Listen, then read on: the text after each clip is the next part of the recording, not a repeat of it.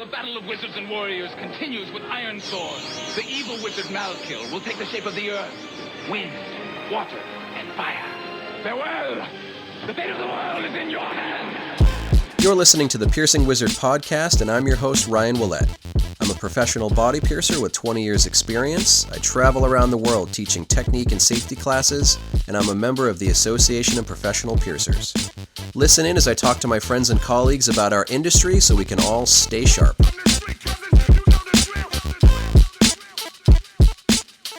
Hi everybody, welcome back to episode 243 of the Piercing Wizard podcast. I'm your host Lola Slider from here in Glasgow, Scotland, and with me today is Ryan. I'm in Nashua, New Hampshire, and we were kind of talking before we started recording that sometimes I forget what episode I'm on, so I have to look it up before we record a new one. And we're at episode 243, which is, I feel like, a lot. I mean, not if you compare it to podcasts that get paid to podcast, but I feel like 243 episodes is a lot to talk about body piercing. So the official invitations for instructors speaking at APP this summer have now been sent out, and we were both pleased to receive invitations to instruct again, which is very exciting. I've been asked to do more than I've done in the past, so definitely having a little bit of a careful what you wish for moment, because I did want to do more and now I am doing more, so I'm going to have to do a lot of practicing and preparation to make sure that I can deliver the standard that I want to. Obviously, I've instructed APP before, and I've done the class that I'm going to be doing at other events several times and online. So I'm very confident in the material and what I've been asked to do. But I do think that there's always that vibe of this is the biggest place you could be doing this. And it's a completely psychological thing. And it kind of leads me into what your role is this year. You're going to be a speaker coach for APP. And in that role, we'll be assisting and facilitating instructors that maybe need a little bit of help and support, whether it's technical or with their verbal or physical presentation as well for classes. How do you feel about doing that role this year? I'm happy to do it. Kind of like you. I remember having a conversation with you last year where we felt like we could have been utilized as more of a resource, because last year we didn't do a lot of classes. So this year you're definitely getting your dreams and nightmares in one, where you're teaching a bunch of stuff in front of peers, colleagues, friends, all that. This year I'm not teaching a ton, but I'm doing this new role, presenter coach, basically. So every year the board does a really good job of trying to get new people teaching classes for diversity, inclusion, and just having a different voice. But sometimes that means that it's a person's first time teaching a class or their first time as a public speaker. And sometimes you can have little things that you might not have seen without that experience yet, like how to put together a good looking PowerPoint presentation, and how to not clutter it with too much text, and how to make sure that you get your main thought across in your allotted time without going over, going under, and all those different things. So I have some experience with writing classes and performing classes. So I'll be one of the presenter coaches for this year, and I'm looking forward to it. And we get to teach our safe practices in the piercing room class again, which is really one of my favorites. I've been doing that class for quite a while, and I really like watching you present it too. I think that we have a good rapport. We have a good vaudeville presentation style for it. As if there's something going on between us. Yeah. People You talk. can feel the romance. Yeah. I think that the speaker coach is a great idea. If something like that had been available when I'd started doing classes, I absolutely would have used it. I think that if you are somebody that's quite nervous about public speaking, or just don't know really where to start with it, then you should utilize everything that you possibly can to make it easier for yourself. Because, like I say, so much of it is psychological. But there are also lots of practical things that you can do differently as well. I know that you wanted to maybe do a longer class about, or a longer conversation about preparing classes and writing classes and that kind of thing. But I remember the first time that I was instructing a class, which was actually with you.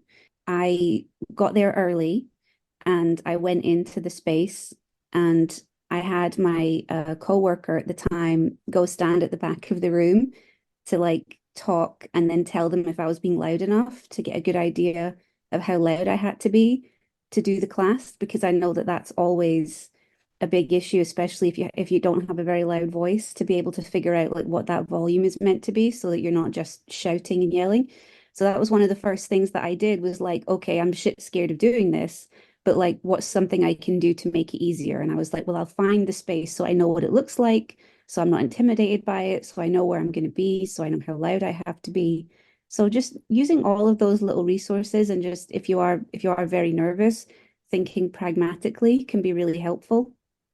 Yeah, I think it would be a good idea, maybe a good resource for people if we recorded a future episode that was kind of like tips for writing a class. I know Mm. that between now and I don't know, early spring, late spring, people will be like putting in a lot of work on their classes. So I think that that might be an upcoming episode. We can just give some helpful tips and pointers and some advice on like if you're new to it or even if you're experienced with it, have you thought about these things? So maybe we can record that as an upcoming episode.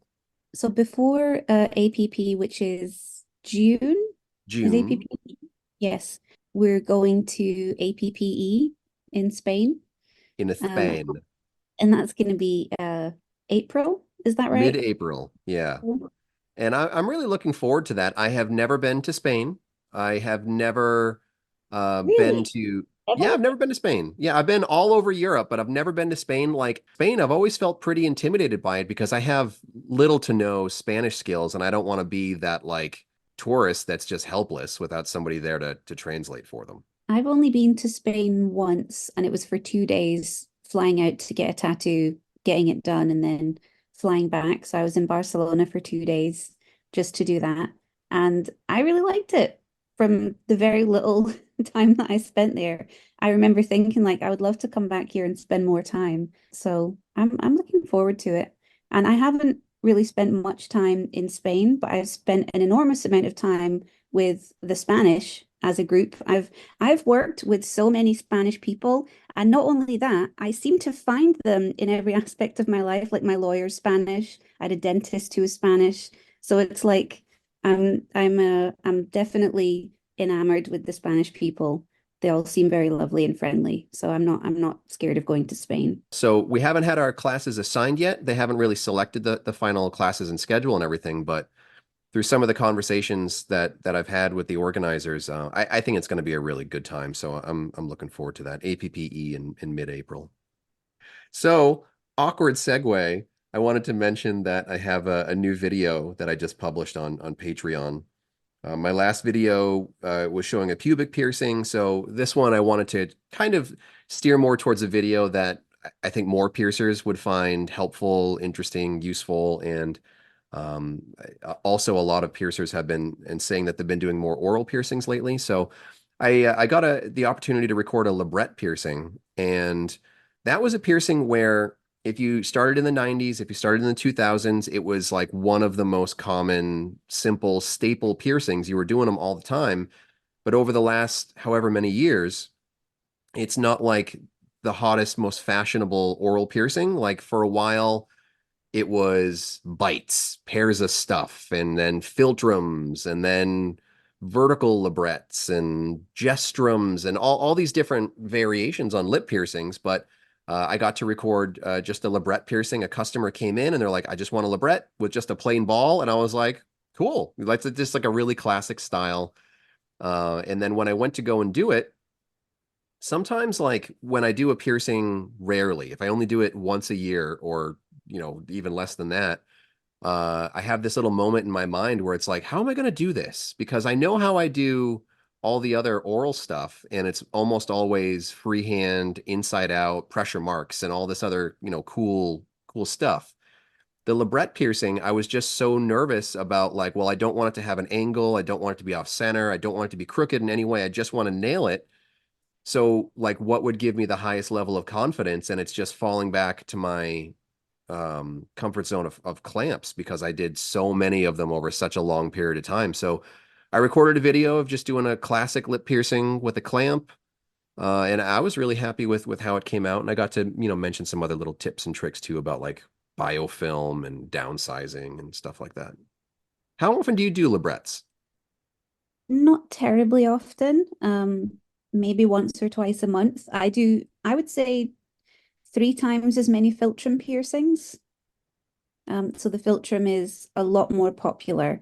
And I think one of the reasons for that in like 2024 and the past few years has just been that jewelry display and showing off a really nice piece of jewelry has become more what the piercing is about.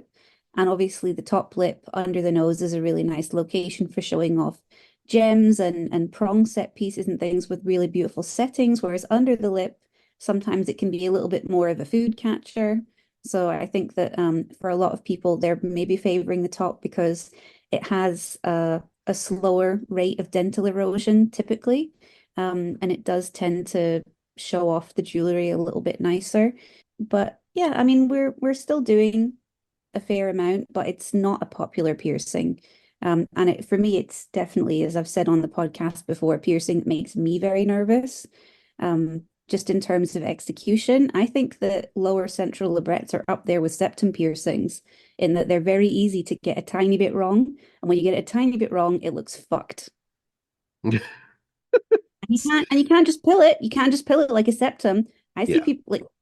people pill septums sometimes and they redo them, whether at that point or at a later date. You can't be doing that with a lower lip piercing that's going to potentially just piss blood all over somebody's chin. If you don't nail it, you just have to live with it. They're going to walk out onto the street and you have to live with your shame. Are you sure you're from Glasgow? Uh, Yeah, labret piercings. I would like to do them more often, and I wouldn't necessarily agree that they're bound to erode the teeth and gums unless you just leave the initial jewelry in forever, which, to be honest, like loads of clients do. So in the video, I mentioned it, but that's why it's always so important to not spring the concept of downsizing on someone, like at the end of a visit or for a follow-up visit. Like I hate it when people have a very predictable problem, but maybe something wasn't mentioned to them during the aftercare or like the disclosure portion of an initial visit, and then they're like, "Oh, my teeth and gums are really irritated," and people are like, "Well, it's because you had to downsize it." And it's like, what's downsizing? Nobody ever mentioned downsizing. Like I like to tell people right up front, just so you know, there'll be a follow-up visit, some, maintenance and all these things. Do you understand the term downsizing? Are you familiar with that? Let me explain it to you a little bit. Because like I went through it the hard way. I have my lip piercings, side bites, whatever, on my lower lip and my upper lip, and I completely wrecked the teeth behind them earlier in my life when I wasn't really investing a lot into myself and my own personal jewelry. So I scratched up my enamel on my teeth, eventually eroded the enamel, and my dentist was like, "Hey, you need to give me like $1,000 to fix this." I did, but now like I wear my jewelry. Does the term nesting, do you ever use that? Do you like you ever use the term nesting? I'm familiar with the term. I don't typically use it. Yeah, I don't ever explain it to customers in like that specific term because I think it's too nuanced. I think like it requires a perfect fit and an investment and time and whatever and blah blah blah. For my own personal piercings, I have them nested where they're short enough to sink into my lip a little bit, but not so short that they could heal over. So they're not in contact with my teeth or gums, and it's pretty perfect. But like it would be difficult, I think, to really fully explain that to a client who doesn't already have a lot of piercing experience because they might hear like, well, downsize it too soon or make it too short or make it this or make it that, which can all be problematic. So I like lip piercings a lot. I like talking to clients, and sometimes I'm probably guilty of giving them maybe a little too much information ahead of Did time. you ever notice that we have the exact opposite lip piercings? Wow. Because I've Yeah, I've we never do. I've never You have noticed like that upper lip before. and lower lip central, and I have upper lip and lower lip sides. Yeah, It's like we're fated to just be able to smooch each other without whacking jewelry into each other, yeah, except for your giant stone in your face. yeah. Sometimes I take it out and you really don't like it because it leaves a big empty hole. Well, it's because you drool out of your big old hole. Heyo. Anyway, so labret video. It's available now. Patreon.com/RyanPBA on the $15 tier. Talking one last thing about videos is I know that I've been kind of bugging you for a while now. Where if you get the opportunity to record a rare variation that you're really good at, I would like you to. And you got the opportunity. And I really want to say like thank you and thank you to the client who let you record it. But what'd you record? So I recorded a reverse PA, and reverse PAs in the UK are, I would consider them to be a more common variation in the UK than in the US, because apodravia piercings aren't always or often tremendously well suited to people that have foreskins. And most people in the UK have foreskins. And I'm not saying that you can't have an apodravia done if you have a foreskin, but it's less likely and it's less common and it's more prone to have issues for lots of different reasons. So in the UK, clients who might be interested in having an apodravia done will maybe go for the reverse Prince Albert instead, because it's something that's easy to wear if you have a foreskin, if you're still intact. So I think that that's why there's maybe more of them in the UK than there is in the US. I mean, maybe not in total, but per person, if you like. And I didn't really know that or think about that until I talked to more American piercers about how unusual or rare a piercing it is for them, because it's not even the rarest genital piercing that I'll do or offer. I think that I've done quite a large amount for the average piercer, at least. And I think part of that's because I've always done genital work ever since I started piercing. And, I've been doing reverse PAs for over 10 years and offering them as a service. So I get recommendations for clients from other piercers that aren't offering them and that kind of thing. So I think it's just one of those things that you just stumble into stuff that you're air quotes good at, through different circumstance. Like it's not like I have all these clients wanting it done. It's that the clients end up with me, if that makes sense. So was able to do some recording, which came out, I think, pretty well, like in terms of the video quality. And we were thinking about making a Patreon video for it. And I straight away had some kind of reservations about safety. And we don't have to get fully into it on the podcast and everything, but I think sometimes with piercing, we talk about safety like there isn't this element of skill and experience that's intrinsic to making something safe. Like you can have all the best equipment, all the best tools in the world, but unless you have like time and skill to do something well, it's going to be considered unsafe. Like for example, doing a tongue piercing without clamps, super unsafe if you don't know exactly what you're doing and have the skill and the confidence to execute that. Cheek piercings inside out, cheek piercings, period, but cheek piercings inside out. Anytime you're lowering a needle into someone's mouth behind their bite, so incredibly dangerous. And it's not dangerous if you know what you're doing and you're confident and all of those kind of things. But if you're not, super dangerous. So I think that that's something that's sometimes missing from these educational videos, is that sometimes we're sharing things to share the information, and the impulse might be to say, well, that looks dangerous. And I'm like, yeah, it is. It is dangerous. It's dangerous to put a piercing needle under someone's clitoral hood. And it's still something that we do often in work because we're good at it and we know what we're doing. And that's what makes it safe. So it's one of those kind of push and pull things where I felt kind of conflicted about sharing it. I think because it is quite unusual, especially in America, that there's a lot of value in showing what that looks like, but at the same time acknowledging that, yeah, it's not like a safe, easy thing to do. It's incredibly advanced and incredibly high risk if you aren't exceptionally confident with what you're doing with it. Yeah. I've been piercing for a while and I've only done two, I think, ever. And one of them was like just a year ago. So I kind of fell back on the way that you did it, but I kind of felt like I needed training wheels and not I didn't try to do it exactly like you tried to do it because I just didn't have the confidence yet. I think that the next one, if there is a next one for me, like whenever I get asked to do another reverse PA, I think I'll feel even more confident. But yeah, it was a bit nerve-wracking, especially with the method that you utilize. It's a really smart method and it makes sense. Like there's a lot of logic behind it, but it is just as intimidating as the first time I tried piercing a hood from the bottom up rather than Mhm. top down into a receiving tube. So I think it'll be a really good video. I think it'll be helpful because, like you said, for an American piercer, it's even more rare. Like, if you think it's rare as a UK piercer, like compared to the US, where most clients are going to be circumcised, so they're not really asking for that. They're asking for other things that are easier to heal without foreskin, apodravias and lower PAs and things like that. But I really like your method. And yes, I would love to make a video with you.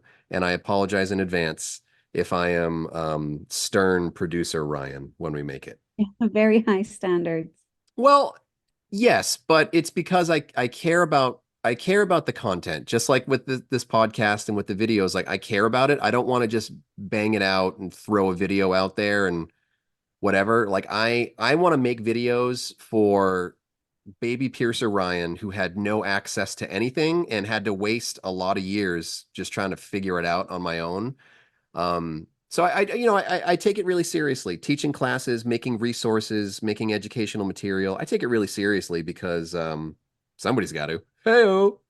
I think that that's why I was contemplating like sharing the reverse PA with your platform, is that I don't want to be seen as encouraging people to go out and do this, but at the Sure. same time, like where else are you gonna be able to see like a proper dissection of this? Mhm. And so it's kind of like that balance of what do you share, what do you not share. Yeah. And I think that with your platform, like it's all piercers and it's all very lovingly and painstakingly edited by you so that it gives me a chance to like properly articulate what it is that people are looking at to try and explain it. Because like when we talk about it or I talk about it with other piercers, it makes complete sense. But when you see something in a video that looks quite high risk, it can yeah, it looks scary because it's a dangerous thing to do if you don't know exactly what you're doing. And I definitely don't want to diminish that and be like, yeah, this is how easy this is. It's not easy. It's incredibly challenging, and I'm really proud of being able to deliver that level of work when I have to. Yeah. Well, it's because you're a really, really good piercer, if I haven't said that You've yet never today. told me that ever. Never ever. No, never. You, Lola Slider, are an excellent piercer. Uh, Well, it's on tape, so. yeah. So anyway, we're gonna start to get into like the meat of the episode. I think the bulk of it, we want to talk about shadowing and what shadowing in our own definitions kind of is, but also is not. So we'll talk about that in a minute. But before we do that, I want to hit one question from our submissions list. It was submitted by people through Patreon, different questions to bring up for videos or podcasts. And this is one that does come up every now and then and comes up in troubleshooting classes from time to time. And some people look down their nose, some people argue for or against whatever for it, but it's chamomile tea. And chamomile tea can be delicious to drink, very soothing to drink, but also sometimes it comes up in conversations related to troubleshooting. Um, do you pronounce it in some sort of other way, or do you say chamomile? Chamomile, chamomile, Chamomile, chamomile tea. tau, dos But days. basically, like a concept is you steep a tea bag in hot water, chamomile tea. You steep the bag in hot water, then you drain a little bit of the water out of the hot bag, and then you just kind of like use it as a warm compress on your piercing for a few minutes. And I know that some of the logic is, well, chamomile is naturally anti-inflammatory, so using it as a compress. I know that some people just think that any form of soak is silly, that anything that falls into like holistic is silly. But what are your thoughts on it? I have a feeling I'm about to lose all of my pro piercer points that I gained Uh-oh. for doing the reverse PA. Okay. So I don't recommend clients use chamomile tea bags. I I don't also do recommend, not. so I don't give that out as a piece of advice. Yeah. Except in there have been one or two rare circumstances where nothing else has worked, and it's like either you give up on this or you give it more time and you'll say, hey, maybe this will help, as a last ditch attempt. So maybe once or twice a year, but beyond that, I don't generally give it out as advice. And the thing is, though, I don't deter it as advice either. So when a client says to me, "Oh, I was wanting to put, I usually put chamomile tea bags on things," or someone suggested chamomile tea, what do you think about that? I don't really demonize it in the way that a lot of piercers do. Like I've heard piercers saying like, "Oh, you shouldn't ever recommend this because someone could be allergic to chamomile."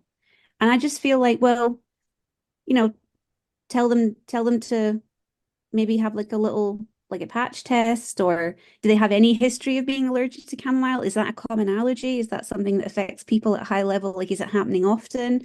Or is it something where you could just say, "Hey, are you allergic to chamomile? Is that something that you're aware of?" It just feels like when I hear that it's dangerous, I think that the bar for what's dangerous has been set awfully low. And the truth is that probably one of the main reasons that I don't recommend it is someone will end up burning themselves. Like when I give aftercare and troubleshooting advice by email and I'm recommending a warm compress, I have to explicitly write, "Do not put boiling water on yourself," because like sometimes you can't credit that basic level of understanding that you would assume that any person would know, especially if they're dealing with a piercing. A lot of people's common sense kind of just flies away.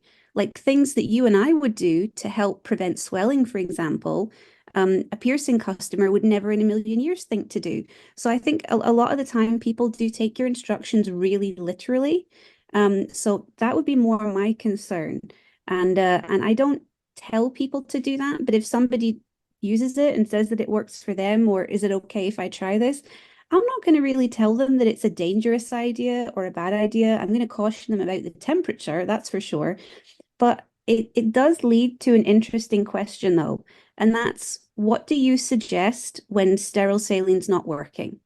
Because we all have our tricks. I have mine. I'm not going to fucking tell everybody them because everyone will have something to say, but we've all got them. All the piercers I know, everyone has a little, "Well, why don't you try this?"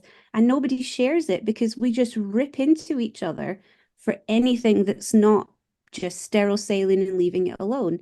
So that is my number one. That's what I'm pushing everyone to do. But even working with the best jewelry in the world, giving out high quality aftercare, there are situations where someone is really, really struggling to heal. And I'll always say to clients, it's either something coming from the outside or something coming from the inside. So we have to figure out what it is. But other than that, like, what do you say to a client when they're having issues, when sterile saline's not working? Do you just keep repeating yourself over and over, or are there any other approaches that you take? And I do think it's a shame sometimes that those kind of little, tips and tricks and things that work quite well for us kind of don't always get passed down or tried out by other piercers because it's just considered hack shit. I never Hmm. thought chamomile tea bags would be controversial. Well, they've always been there. They've always been out there. The whole time I've been piercing, I remember like some of those early conferences that I would go to, APP conferences in like the early 2000s, like that was like talked about as like a do this in aftercare and troubleshooting classes. And same thing, like I'm never going to put tea bags in my aftercare brochure. Like it's not something I'm going to say. Like I want to give people general information that will be the best information for the widest group of people. And for me, that's sterile saline, try not to touch it. That's really going to be the foundation of my aftercare for almost everything, for almost everyone. But I think that there is some logic behind the chamomile compresses, but I'm still not convinced that it's like the herbal benefit of the tea. I think that it's the warm compress, and like you Right, because said, it's going to not sustain the not heat. hot, because it's Mhm. like that leap of logic where it's like, well, okay, if you're supposed to clean your piercing with saline once per day, obviously if I put a salt paste on it 24 hours a day, that's going to be way better. Like that same leap of logic, I can easily see someone burning their piercing with like boiling hot, like a scalding tea bag that they took out of boiling hot water and pushed on their piercing immediately. Like yeah, it's difficult to have those conversations about nuance with people and just say warm only. But I don't think that I can be fully convinced that an herbal anything is going to be more beneficial than a warm compress against a piercing because I feel like that would be increasing circulation, getting bad stuff out, getting good stuff into the site and aiding healing, just like in the way where I tell people during healing, it's a great idea to thoroughly rinse your piercing under warm running water in the shower because Mhm. that helps get rid of crusties and that helps bring in some additional circulation. So I can really easily see the logic of a warm compress can be helpful. And I if the herbal side of it is like 1% more helpful, okay, but it's not like I'm going to be telling people that in my aftercare form. Right. So I think that there's just this happy space to inhabit where it's, I'm not going to recommend that you try that, but if it's something that you want to try, if it's something that you've had good results with before or that you'd like to try out, I'm not going to tell people that it's incredibly dangerous for them any Mhm. more than taking paracetamol or ibuprofen is incredibly dangerous. Like, what's the American equivalent of ibuprofen or paracetamol? Tylenol? Is it something like Tylenol? Ibuprofen. We have Oh, well, ibuprofen in America. Yeah. I didn't know because you didn't have Lemsip. Well, okay, the brand name would be Advil.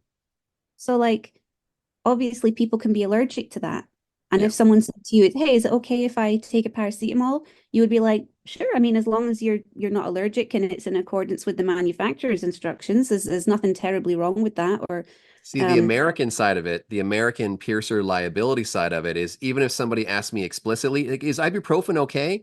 I would never be like, yeah, because then that could be construed as medical advice. So all I would say is, well, oftentimes I would say if you need blah blah blah, you take whatever you would take for a headache, but No, consult a doctor or it's the pharmacist. same here. Like, I don't ever Yeah. recommend people take Oh, sure. ibuprofen, but people often ask if it's okay. And I'm like, yeah, like if you take it and you don't have any contraindications to taking it, Yeah. then it's not going to have a negative effect on the piercing, is what I'm saying. So, just little things like that where uh I think like there has to be some deviation sometimes from just saying just use sterile saline on it forever.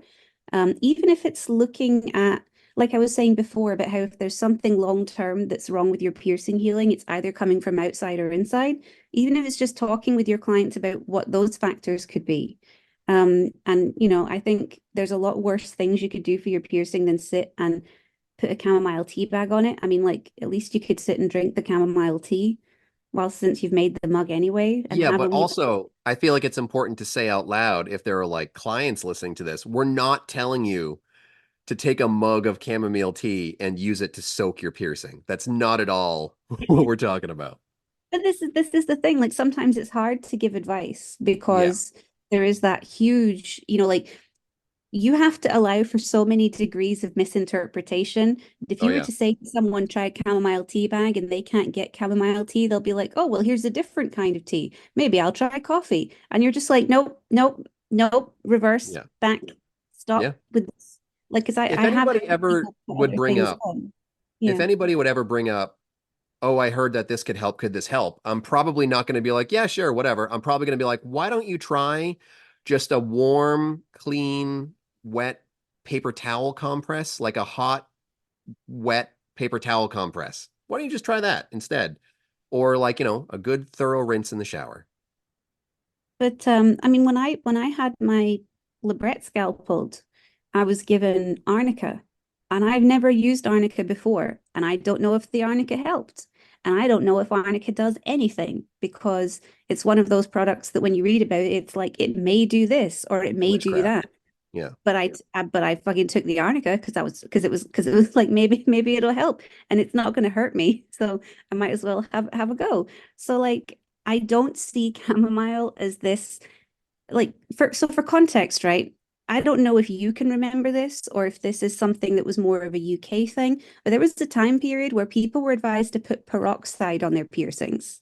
Oh yeah. Like, do you, Here too, yeah, but so that didn't last, I think, beyond the 80s or 90s, hopefully. right, but I heard about it, and Sure. I'm a lot younger than you, quite. Thanks for reminding me again. But like what I'm saying is like so compared to that, a chamomile tea bag, it just doesn't set off like alarm bells for me. Um, so I would if it was something that somebody wanted to use, I don't think that it's dangerous to the extreme as it's somehow made out to be. Does it help enormously? Like you pointed out, probably not. But there are certainly worse things that you can put on your piercing that people have indeed put on their piercings. Um, so it might not be the kind of thing that you want to give out as aftercare, but I wouldn't like vehemently discourage a client from trying it if that's something they wanted to do. Yeah. Well, yeah, we can maybe revisit this in a future troubleshooting episode because when you say, well, what happens when saline doesn't work? Just not to go down the hole, but the main thing that I've been realizing in the era of just use saline, is the same leap of logic. Like people are just keeping their piercings wet and damp all the time, thinking that like, well, if I just spray it one more time, that'll fix it. But I think a lot of times the excess moisture can lead to its own problems. So we can leave that conversation for another day. But I always like to mention that like you can't just go from 1 to 100 and think that it'll be 100 times better. Yeah.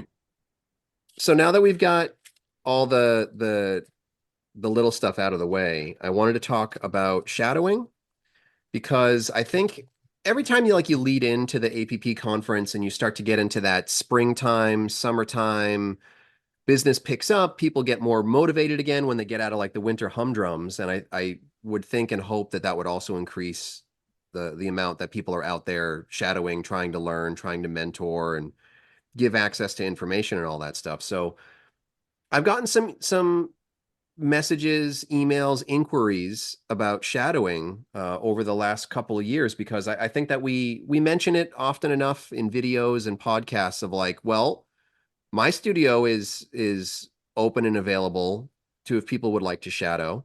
I know that you've had people in your studio before, and it's like sometimes people reach out and it's their first experience with shadowing. It might be their first experience like really going to another studio for whatever reason. And sometimes they might have a different idea or expectation or concept of what shadowing is. So I thought it could be just helpful to share your opinion of what shadowing is, what my opinion of shadowing is, what we might kind of do in our own studios, just to give people a point of reference. So you have a lot of changes going on with your studio over the last several months, and over the next few months to come, there'll be lots of changes. So do you think that shadowing is something that you're open to in your studio, or is that something that you were doing when you were working for someone else? I don't think I did shadowing when I was learning to pierce. There there wasn't the same level of opportunity that there is now. There wasn't the same volume of studios. Like I think that there are 10 times as many studios and piercers operating in Scotland now than there was when I started piercing. It's just the difference is so enormous. There really wasn't a lot of places that I would have been able to shadow. And I think at that point, there was also more of a sense of hostility between businesses, not to the point where you weren't getting along, but you wouldn't, you know, tread into each other's spaces in quite the same way, unless you were good friends. Sure. Um, you wouldn't contact another studio and then ask about shadowing there. It would be seen as, well, are you not happy where you are? What's going on? Like it would be kind of like a potential gossip mine, I think, Yeah. when I started. Fortunately, a lot of that has changed now. And I think that shadowing was becoming more and more popular. And then COVID happened. And obviously that curtailed any shadowing. And since then, I don't know if maybe the huge increase in video streaming on lots of different platforms, but especially TikTok and YouTube as well, has maybe limited the amount that people want to shadow because they feel like they're getting to see a lot more online now. And it's like, oh, well, Mm, what's the point of shadowing? Which is a completely different thing than watching an edited 90-second or 3-minute long video, 100%. But I think all of those kind of factors have maybe led to some people maybe looking to shadow a little bit less, I think, and maybe not putting themselves out there quite as much. What about yourself? Because you used to have people shadow all the time. Like when we started dating, I remember there would be times you'd be like, oh, this person's coming, that person's coming. Like it felt again before COVID, like there was a lot more shadowing going on. Yeah, before COVID, in lots of different ways, and I'm sure that this will resonate with more than one person out there. I I lived a completely different life and I had a completely different career path. And COVID changed so many different things. A lot of things bad, but some things for the better. And with the whole like appointment only studio model that I have now, shadowing doesn't feel as easy for Mm. I don't know how to if I can really even articulate it more than that. Like before COVID, when it was a walk-in day, I would have people shadow on Saturdays typically because that was typically one of the busier days for walk-ins. They'd be able to see more stuff.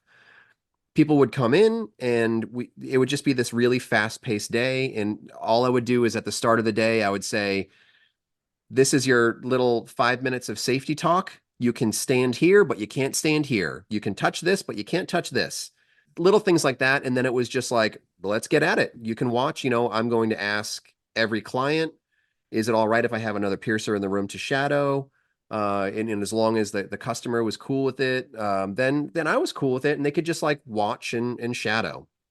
I think now in an appointment only age, when I've been asked about shadowing, if people are like, oh yeah, I want to come up on like a Thursday, just be like, well, you're probably not going to see a ton of stuff on a Thursday. It might be fully booked, but it might be fully booked with like a bunch of downsizes or jewelry appointments or checkups, wellness checks, simple things, whatever. Like the types of piercings that we do are a little bit more, I don't know, mainstream is, I don't know, a lot of earlobes. We're doing a lot of earlobes, a lot of simple jewelry changes, a lot of downsizes, a lot of maintenance things.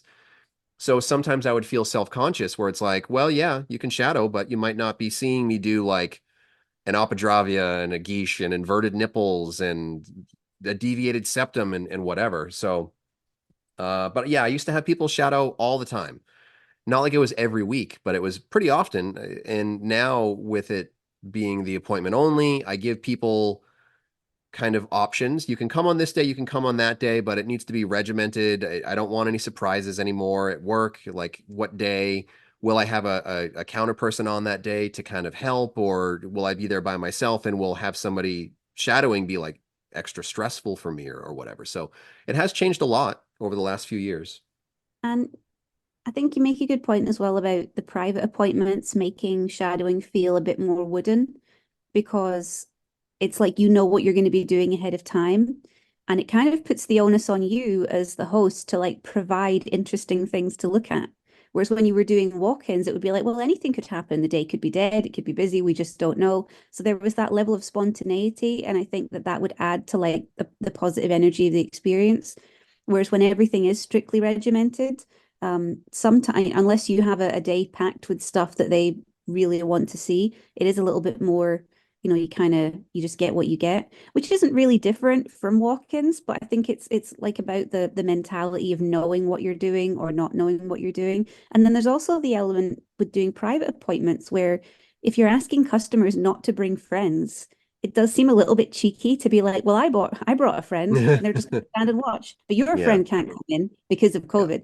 This person, who I Yeah. loosely know, they're going to Well, be I've watching. loosened that a little bit. Like now I do allow people to bring guests, but my policy is still, but you can only have one guest in the piercing room with you. You can have other people in the lobby for jewelry and have it be an experience, but you can only have one person in the room with you while you're getting pierced. I think that there's definitely in the UK at least, I don't know if it's the same in America, a little bit of a kind of business growth period happening where where more piercers are looking to open up their own studios instead of like just renting a room or being given a room to work in a tattoo shop, which is still like an absolutely fine method for running your own independent piercing business as well. But I think more piercers are looking to set up their own businesses, which I think is super cool. But I also think that it's a great opportunity for shadowing, that if there's not a lot of piercing information and education that you can take away, absorb everything you can about how the business runs.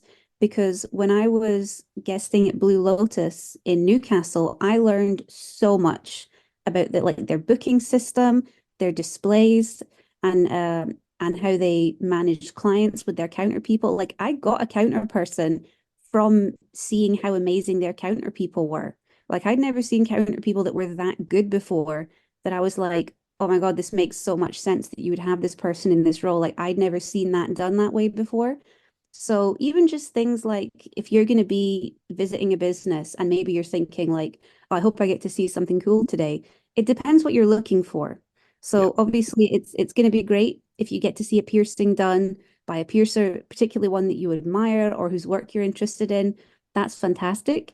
But failing that, try and learn everything else that you can learn, because learning how to run a business kicked the shit out of me.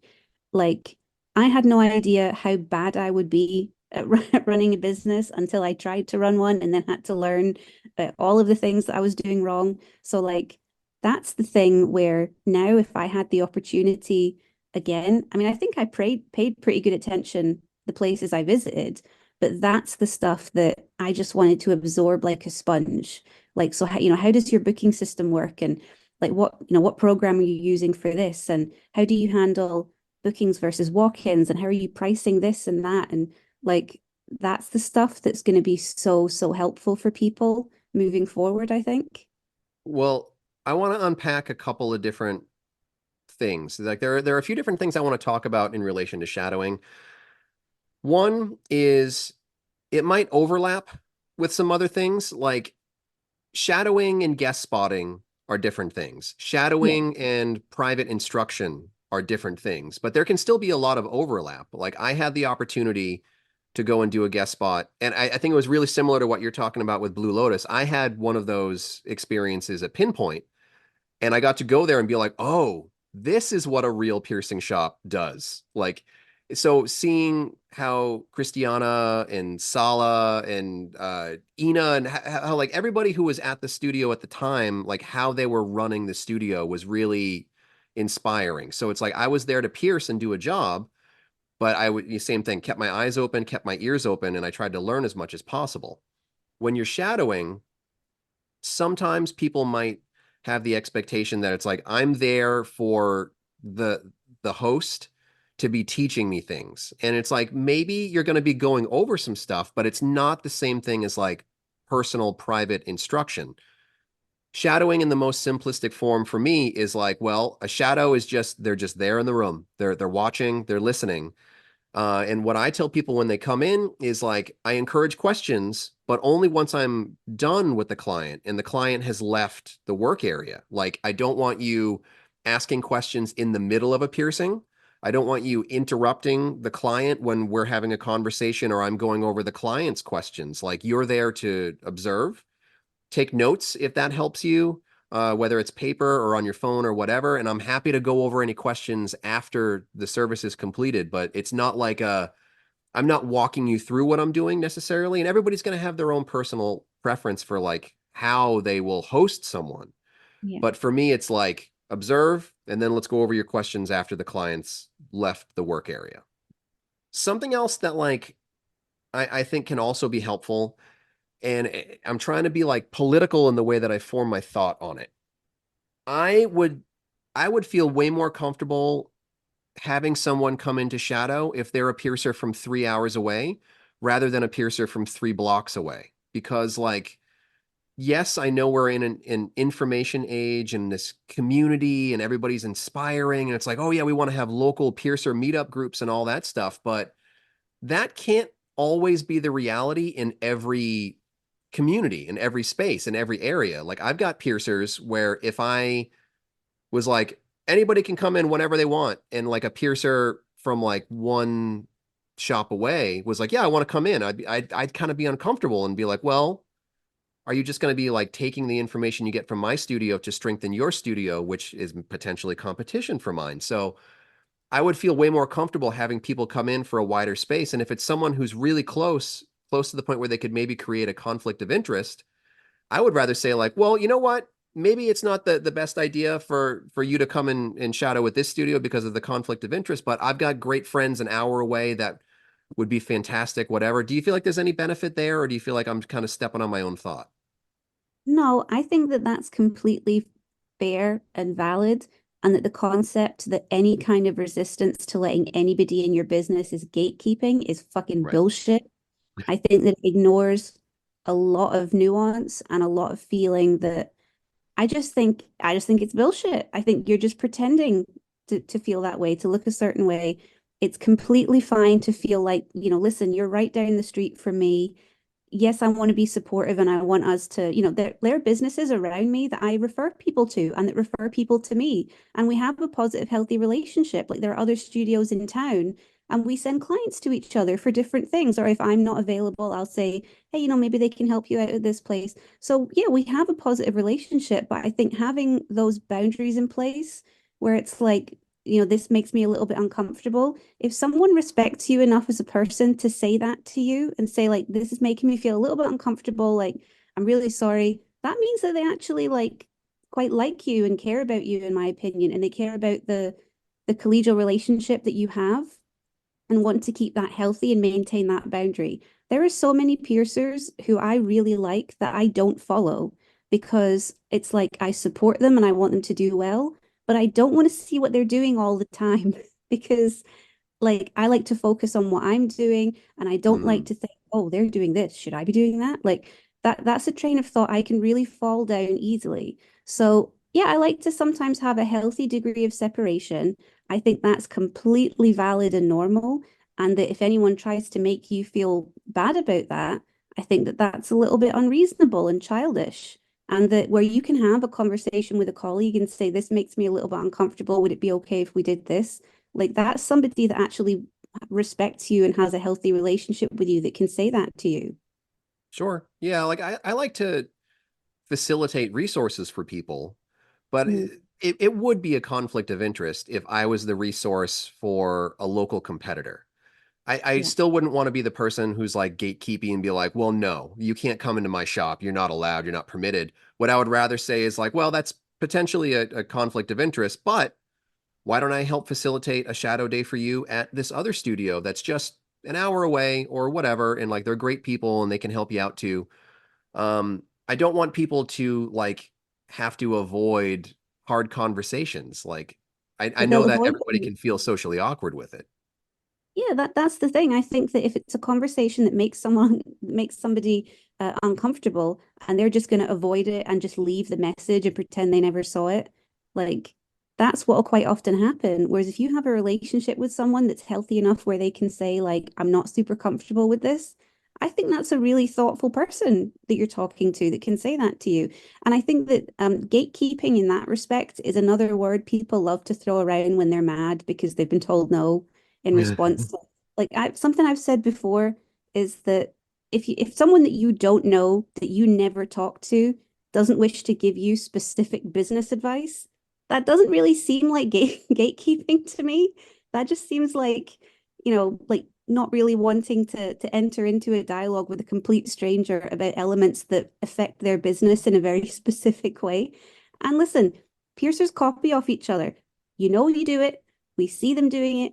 I'm sure that everyone's done it. You've seen something in a shop and you've gone, "Oh, I fucking love that. That's such a good idea." And like, Well, it's not a, go on.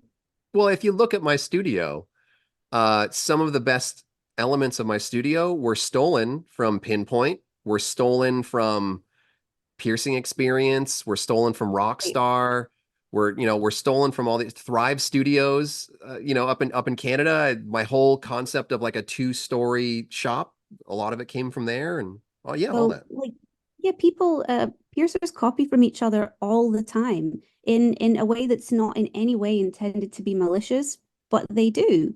So I kind of feel like when piercers pretend that that doesn't happen, it's a little bit, it just feels a bit childish to me. And if Mhm. somebody's prepared to say to you, like, listen, I think I love the healthy relationship that we have, but I'm a little bit uncomfortable, like hosting you here for this, knowing that you're just going to be right down the street like using this information, it just makes me feel a little bit uncomfortable because I'm trying to build my own small business here.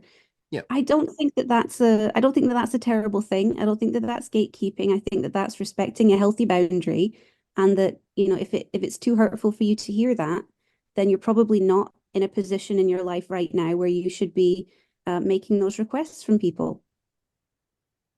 Well, that aside, um, I think almost everybody that I have shadowed, I've never actually had to say that to a person. Like, I think that this would be a conflict of interest. So thankfully, I've never had to say that. Like, I've had people come in and they've shadowed single days, multiple days, whatever. But what I thought was really effective for myself and for the other person, because like you said, boundaries, is just set those boundaries ahead of time, in writing, in email. Like, if somebody contacts you and they're like, I want to come shadow, be like, that's cool. This is how my studio defines shadowing. I'm happy to offer you these things, this level of access, this day, this time, this whatever, but I don't really want people to come into the studio with zero expectation of what will happen during the day. So it's like this, that, whatever. I have had a few people that have shadowed since 2020. And when we had more strict COVID policies, it was like, okay, these are our COVID policies. Um, this is any sort of like information disclosure. This is what you can sit in on. This is what I would prefer you to not sit in on. What were you looking to do for the day? And still that whole concept of like, you can observe, but the questions are after the client leaves. So I think just like setting healthy boundaries, healthy terms, healthy expectations can make a world of difference when it comes to something like shadowing. I think that something that's nice about shadowing as well, that's like a real world thing that doesn't exist through a screen, is that it's real life, it's not edited, nothing about it is able to be cut out or hidden. And there have been times that I've seen other people work, and I'm including like myself in this as well. There've certainly been times that I've had errors happen at work where you're right in front of someone else and they saw it and you saw it, and it like you blow a transfer, or something doesn't turn out right, or you drop a piece of jewelry or something like that. I remember I was shadowing a piercer once, and like really skillful piercer doing work that I don't know how to do. And then like first hour, first day, they just dropped a piece of jewelry on the floor, and they had to like sterilize another one because it was a stamp studio, and we just had to stand there for 10 minutes making small talk with the customer. And it's Yeah. like, and it wasn't embarrassing or anything like that. But sometimes it's just nice to see that other people have those moments at work. And that you're not special in that regard. It doesn't just happen to you. Like everyone has these little things that go on that Yeah. trip up their day.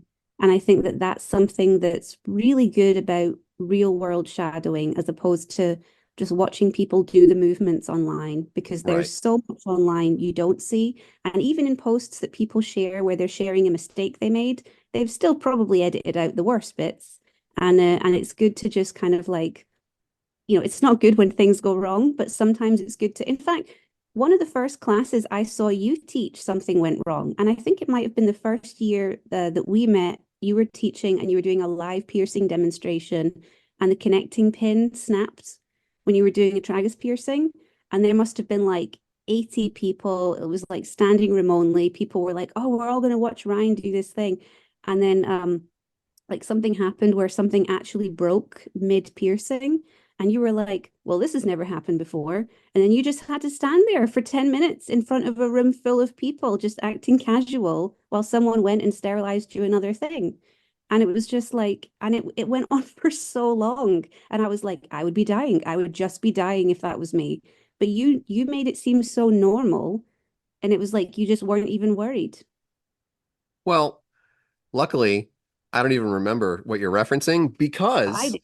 it is so normal when stuff like that Hey, happens. I do know that like a handful of times when people have come in for shadowing, some like real world element happens. And I really like that because like if you have a mistake, like every piercer has little errors, unforced errors or forced errors, whatever. You make mistakes. But I think like the real line between like an experienced piercer and an inexperienced piercer is like, how do you handle those mistakes? How do you resolve it? And how do you move forward? And how do you do it with grace and professionalism and keep the client calm and happy and all that stuff? And like if you want to come in and shadow and just see the perfect version of everything, sure, that could be helpful. But I also think it's probably even more helpful to see the slightly imperfect version of things and know how stuff is done and handled in the real world. And that's why I think shadowing is so important anyway, because like no matter how many videos or webinars or seminars you take, like you said, they're all like carefully crafted and edited, and there's not always as much real world element as you might want. And with shadowing, it's nothing but real world. Right. Well, is there anything else you want to include in our shadowing conversation? I'd like to do more shadowing. I want to go places and be a shadow. Yeah. Yeah. You want to come to Nashua, New Hampshire? I've done shadowing. Well, is it technically shadowing if I stand in the corner and wait for you to finish work so you can take me for food? I mean, it's not the same thing, but I mean, you watch me do a Okay. piercing while you're waiting. Yeah. So I've watched you do piercings before, and you've watched me, haven't you? Like you've definitely watched me do piercings at my shop a couple of Yeah, and you've times pierced me. because I've had to like explain who you were because I have a private shop and it's usually just one person in and one person out. And you were just like standing quietly in a corner, and I had to just be like, I can see him Yeah. too. Don't worry, he's not This like is a Nosferatu. yeah. Yeah. And Well, I've pierced you. I've pierced you at my shop as well, many a time, in fact. yeah. My ball bag. And your little earlobes. The earlobes And were my harder. earlobes. They were Yeah. scarier. Is Yeah. because I don't have earlobes anymore because I had Sampa cut them off. You definitely have a ball bag. I definitely do have a ball bag. That's not going anywhere. Yeah. Anyway, thank you for listening to yet another episode. We've got some loose plans, but we're always looking for more ideas. My goal, which I've already expressed to you, and I already know that you hate it, is my goal for 2024 is once a month we will do a semi deep dive episode where we'll talk about a subject and not just do interviews or like conference recaps or something. So I'm going to try to do once a month a deep dive episode, and shadowing was the one that I picked for this one. Well, I'm not against the idea of doing a deep dive episode every month. I genuinely just grow concerned that people will get sick about me talking about things, but it hasn't affected you, right? So I should just put Are those you asking feelings if I'm aside. sick of you yet? No, I'm saying that you're not worried if people are sick of your voice. Well, There's the thing 243 about it episodes. is I try to look at things on a long timeline. And I'm sure that there were people that were listening to my earlier episodes that got sick of me and stopped listening. But thankfully, there's always some new piercer that's just like, oh, there's a podcast about piercing. And then they join us. So welcome if you're new. If you've actually listened to all 243 episodes, uh, thank you. And I'm sorry. I think the other thing as well is I forget how much podcast content people consume because like one episode a month, that's nothing. Because I Oh, I no. follow like four podcasts that make Yeah. really long episodes, and I I'll like listen to read a through them. wrestling podcast that puts out 4 or 5 pieces of content per day. And it's like, give me Right. more. Give me more wrestling podcast. Like I forget that people will be listening to this in amongst like a mountain of other things. I Yeah. think it's just because it feels more recent for me that I'm like, oh, like who the fuck's gonna want to listen to me talk about tea bags? Well, we can start like spinning off and we can talk about true crime. We can talk about heists or something. Yeah, Anyway, let's wind it down. Because you have to do a conference call and I want to make some food. So, I do. I forgot I had to do a conference call. I'm yeah. gonna have to take off my Brussels sprout hat. Yeah. Okay. Anything else you want to say at the end, or do you want to wrap it up? Thank you. Please don't cancel me for not being totally anti chamomile tea bag. It's not that deep. Just relax, have a cup of tea. Chamomile tea. Anyway, thanks for listening to another episode. We'll be back at some point in the future. Bye. Bye. For more information about the show, visit piercingwizardpodcast.com or like Piercing Wizard Podcast on Facebook. For more info about your host, visit precisionbodyarts.com or search Ryan PBA on Facebook, Instagram, and Tumblr. If you enjoy the show, you can subscribe on iTunes, Apple Podcast, and Google Play. Music by Benny B. Blanco. Show copyright 2017, Precision Body Arts LLC, all rights reserved.